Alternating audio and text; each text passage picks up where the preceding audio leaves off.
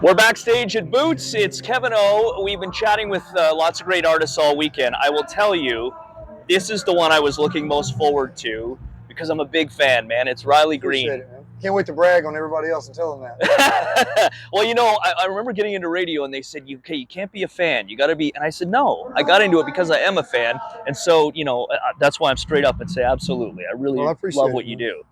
You got the new single, Different Round Here, with Luke Combs, and we'll chat about that here in a second. But you've been opening for Luke Combs. You're here at Boots on the main stage, opening up for Tim McGraw tonight. It has been a great couple of years for Riley Green. Yeah, man. I think if you'd have told me I'd be anywhere near Tim McGraw on a list of shows, I'd be surprised and argue with you. But it's been awesome, and obviously he's an iconic type artist. And Luke, I've been such a fan of for such a long time, and that stadium tour with him was great. Obviously, a great opportunity to come up, spend some time in Canada, and get to play some really big venues too. Yeah. I'm going to throw two words at you and get your reaction. Redneck Island.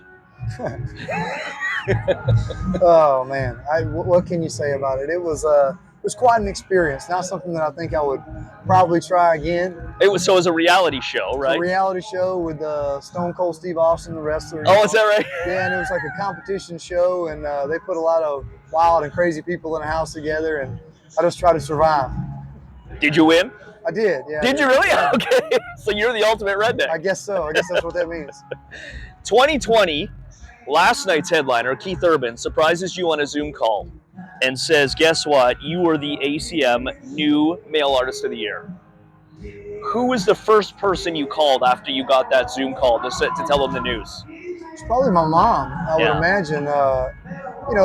There's a lot of things in my career that have happened, milestones that they don't quite appreciate as much as others. Playing the Grand Ole Opry was a huge deal for my grandparents. I was famous when I did that. But winning an ACM award, that's something that we've watched for years, and you can kind of keep up with the ones who have won that New Male Artist of the Year accomplishment and then seeing how their careers went. So it's kind of a cool thing to share with the family. Yeah. You're Riley Green to fans. To my kids, you're the guy who sings the grandpa song. That's fair. It's not a bad thing to be known for. It's not a bad thing at all. And I've told people, I said, if you ever have the chance to see Riley Green, that moment in the show every night, and I don't know if you're going to do it the same way tonight, but when I've seen it, you get out with your acoustic guitar, you scale it right down, and the crowd takes over. And do you remember the first time the crowd really took the song and took it from like here to here on their own? I literally had played it at a show in Georgia, and somebody recorded it and put it on YouTube, I guess. It wasn't even recorded yet. I hadn't even been in the studio, and I played the West Virginia State Fair. Never played in West Virginia, and they screamed the words to it off of learning it from, I guess, the internet. I don't know how they knew the song, but that was, for me, I knew the song meant a lot to me, but when I saw what it meant to the crowd and that reaction, I knew that I had something pretty special. It's almost like a spiritual moment when you're there.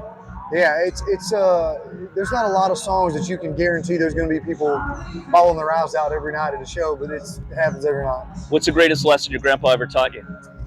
My good daddy Buford used to tell me all the time, he'd say, the best time to leave is when everybody wishes you'd stay. I kind of thought that meant leave them wanting a little more, So from a performance standpoint, don't get up there and get drunk and play all night, play the show for them. And then, from a having good sense standpoint, maybe not staying at the bar till it closes every night, Keep your head on straight was kind of what I took from that. And hopefully I'm doing it pretty well. With us sitting side by side, I think it's obvious that we share the same personal trainer. How do you stay in shape on the road? Because I know it's an important part of what you do. Yeah, well, we keep some stuff, with us on the road. Try to eat right. I'm getting a little older now. Used to, I could eat whatever I wanted to, and it didn't bother me. Now I got to work out on the road and try to eat healthy. But just, if you got a little downtime, we try to sneak off and get a workout in when I can. I'm certainly not too regimented about it, but we try to get it in when we can. Nothing like Tim. Tim's, from what I've understood, very serious about it. Different Round Here with Luke Combs, but it's a song that you had out a couple of years ago, if not more than that. How did it come about that you decided to recut it with Luke? Well, it was such a meaningful song. The message to me was so important, and fans always really liked the song, and it was a hit at my shows, but it had never been to radio, it had never been a single.